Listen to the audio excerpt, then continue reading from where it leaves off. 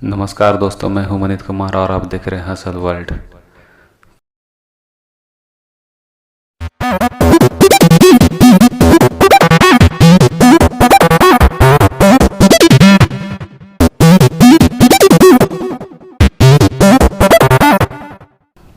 बौद्ध काल में भारतीय धर्म और राजनीतिक इतिहास के साथ छेड़खानी की गई, जिसके परिणाम स्वरूप आज समाज में बहुत ही भ्रम फैला हुआ है, खासकर राम और कृष्ण के बारे में।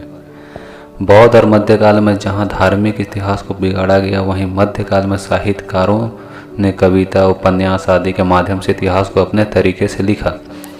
हम यह कह सकते हैं कि उपन्यासकार, फिल्मकार और धार्मिक कथा लिखने वाले लोगों ने धर्म को समझे बगैर मनमाने तरीके से मूल कहानी के साथ छेड़खानी की।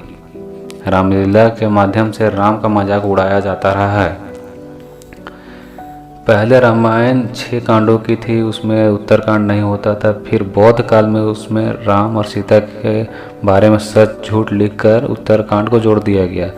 उस काल से ही इस कांड का विद्वानों ने घोर विरोध जताया था, लेकिन इस उत्तरकांड के चलते ही साहित्यकारों, कवियों और उपन्यासकारों को लिखने के लिए एक नया मसला मिल गया और इस तरह राम धीरे धीरे बदनाम होते गए। इसी उत्तरकांड को तुलसीदास ने लवकुश कांड का नाम से लिखा, कहानी और विस्तार दिया। बीइंग एसोसिएशन ने हाल ही में एक नए नाटक का मंच किया, जिसका नाम है museum of species in danger. राष्ट्रीय नाट्य विद्यालय के सहयोग से मंचित इस नाटक में सीता और द्रौपदी जैसे चरित्रों के माध्यम से हिंदू धर्म को नीचा दिखाने का प्रयास किया गया। यह नाटक लेखिका और निर्देशक रसिका अगासे ने लिखा।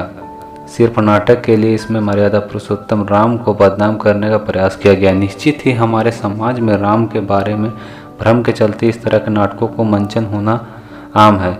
जब प्राचीन साहित्यकार ऐसा कर सकते हैं तो इसमें लेखिका और निर्देशक रसिका आगसे का कोई दोष नहीं है। यह उनके धार्मिक ज्ञान की अपूर्णता का दोष है। तो चलिए दोस्तों, जानते हैं कुछ बातें जिसके कारण राम बदनाम हो रहे हैं, इनका नाम को खराब, इनका छवि को खराब किया जा रहा है, हिंदू धर्म पर सवाल उठाए जा रहे हैं। तो पहला है, उन्होंने सीता का परित्याग कर दिया था, जो कि बिल्कुल गलत है। दूसरा, वे भगवान नहीं महज एक राजा थे, ये भी गलत है। राम का वचन ये था कि ढोल गवार शूद्र पशु नारी सकल ताड़ना के अधिकारी हैं, जो कि बिल्कुल गलत था। उन्होंने आत्महत्या कर ली थी, ये समझ का फेर था।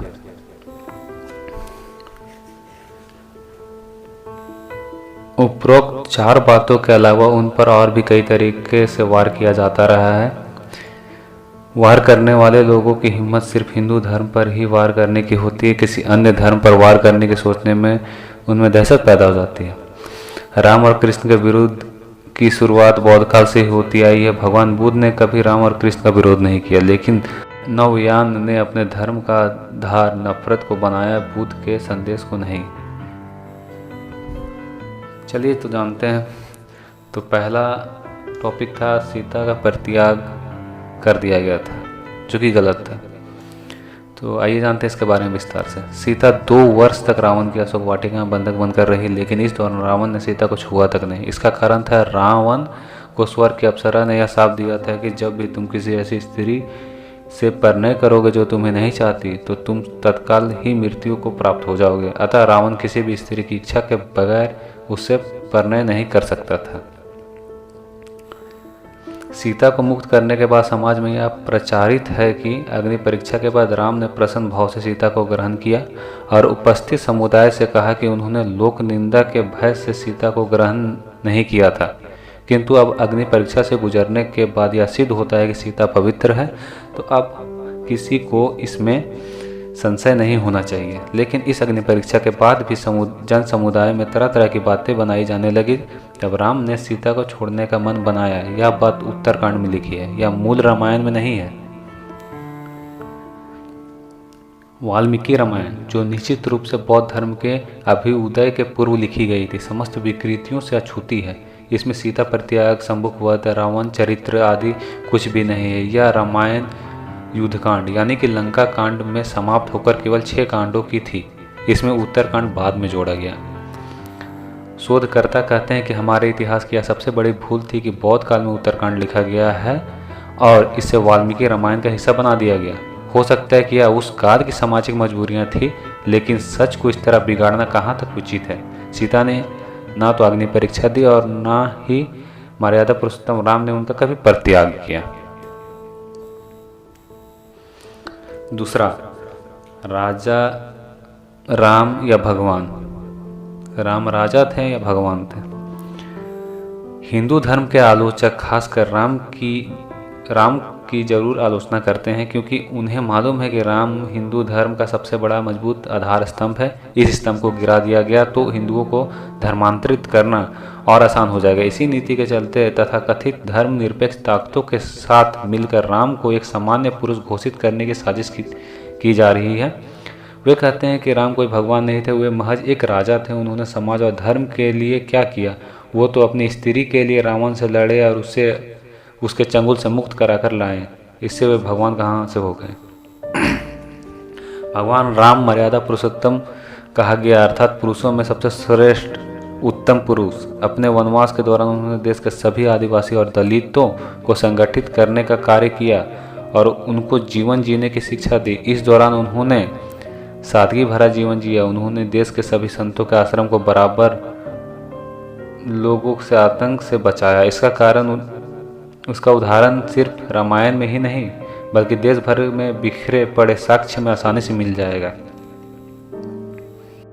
जब भी कोई अवतार जन्म लेता है तो उसके कुछ चिन्ह या लक्षण होते हैं और उसके अवतार होने के गवाही देने वाला कोई होता है। राम ने जब जन्म लिया तो उनके चरणों में कमल के फूल अंकित थे, जैसे कि कृष्ण के चरणों में थे। राम के साथ हनुमान जैसा सर्वशक्तिमान देव का होना इस बात की सूचना है कि राम भगवान थे। रावण जैसा विद्वान और मायावी क्या एक सामान्य पुरुष के हाथों मारा जा सकता था? इन सब को छोड़ भी दे तो ब्रह्मर्षि वशिष्ठ और विश्वामित्र ने इस बात की पुष्टि की है कि राम सामान्य पुरुष नहीं भगवान हैं और वह भी विष्णु के अवतार। इक्ष्वाकु वंश में एक नहीं कई भगवान हुए। उनमें से सबसे पहला नाम ऋषभ नाथ आता है, जो जैन धर्म के पहले तीर्थकर थे।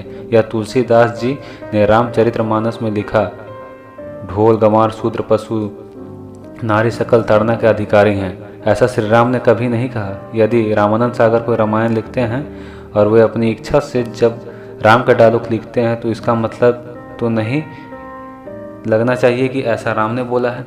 तुलसीदास द्वारा लिखे गए इस एक वाक्य के कारण राम की बहुत बदनामी हुई।